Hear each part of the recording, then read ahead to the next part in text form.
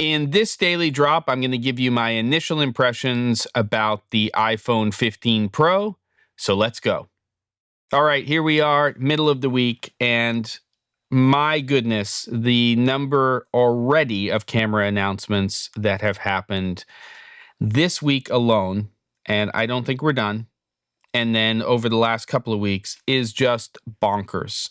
And while I really wanted today to be an episode where I was outside and doing a setup for a few hours and shooting that way, the reality is that I am prepping for this small commercial shoot next week, and it's kicking my butt, meaning I've got to put the time in. I've got to do what I need to do to make sure that that's the best product we can produce for my client. So hopefully early next week, we'll at least take a look at a pre-light in one of the locations and that kind of stuff. But I wanted to talk a little bit today about the iPhone 15 and more specifically the iPhone 15 Pro and Pro Max because it's happening. I mean, it's happening on the Samsung, Android side, but it's also really happening on the Apple side. And I couldn't give a rat's what about how fast the processor is when it comes to playing video games on the phone. Big market for that and important for Apple. What I do care about is cameras. And while we have cameras, this week coming from Sony in the $25,000 range, and we have cameras coming out from Panasonic in a much lower end range, micro four thirds, really more stills focused.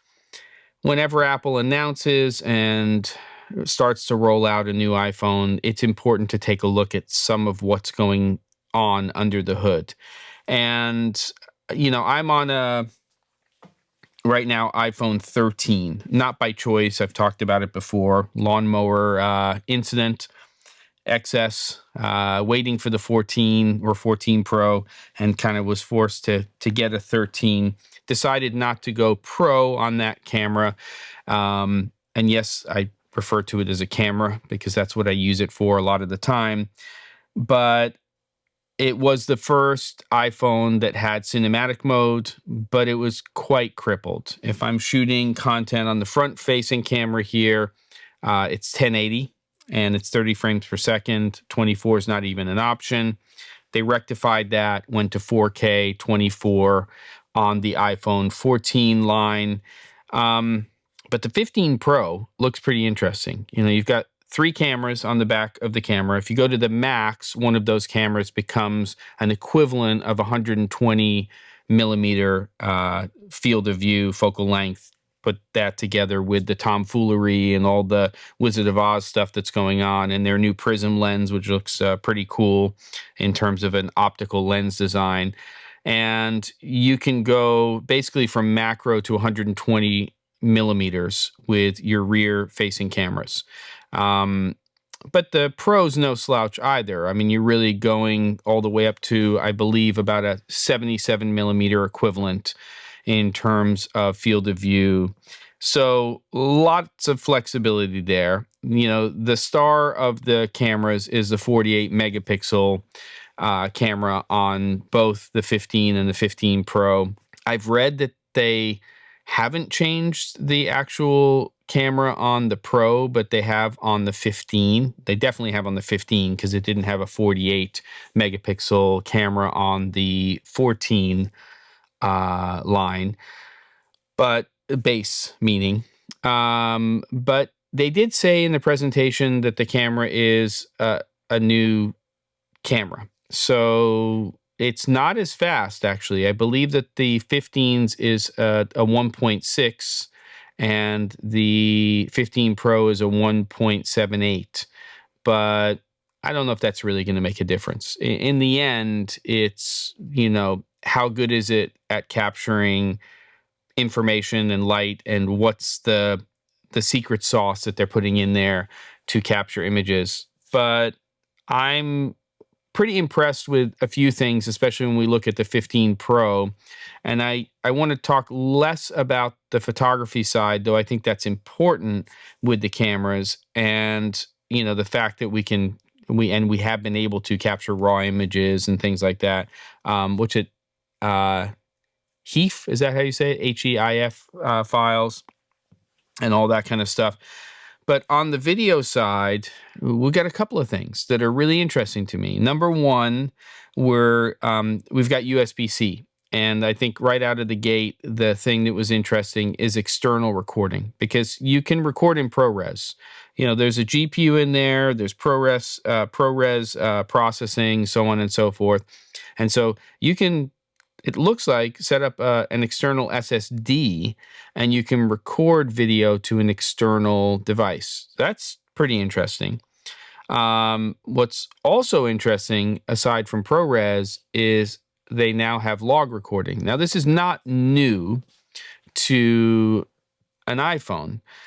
How do I feel about this? I feel that as an iPhone 13 user, that it probably makes sense to go to a 15 Pro, especially if the incentives are strong with your carrier or you're willing to switch carriers. I'm AT&T. Most likely, I'm going to get $1,000 trade-in with 13, which means that as long as I'm willing to stick with my carrier for 3 years, I'm effectively, if I wanted to get the base model, I believe that I can get that for essentially nothing per month. It's weird. You have to pay the first few months. There's the activation fee, which you can normally get rid of, blah, blah, blah.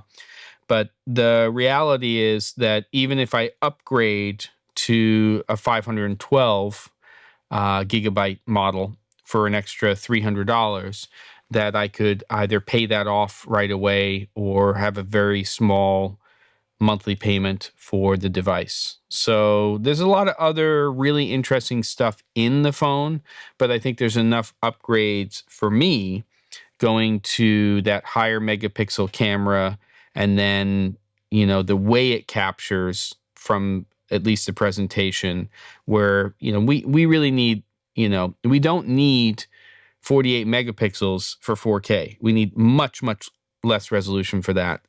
So there's a lot of things that they can do inside of the camera to make that happen. But those other 12 megapixel cameras on there are also great for 4K.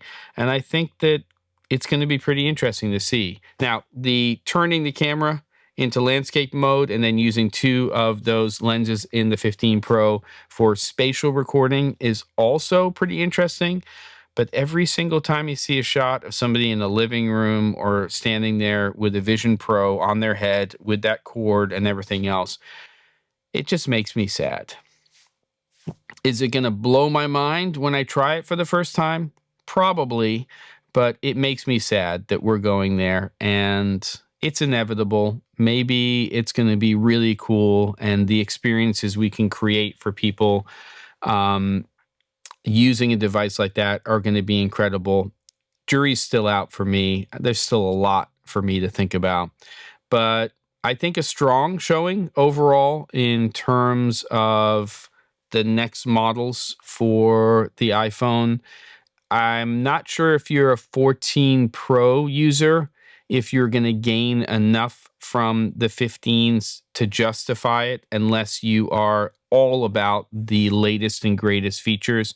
For sure, it's going to be better in low light. For sure, it's going to be newer technology inside of there that's going to yield slightly better images. But I think if you're a 13 or lower model, then it's a pretty significant jump to go to the 15 and especially the 15 Pro. Check them out. I don't know. They seem pretty interesting to me. I'm thinking about it, not as my main camera, but the best camera that I always have in my pocket. Don't forget to, and I'll see you on the next episode of The Daily Drop.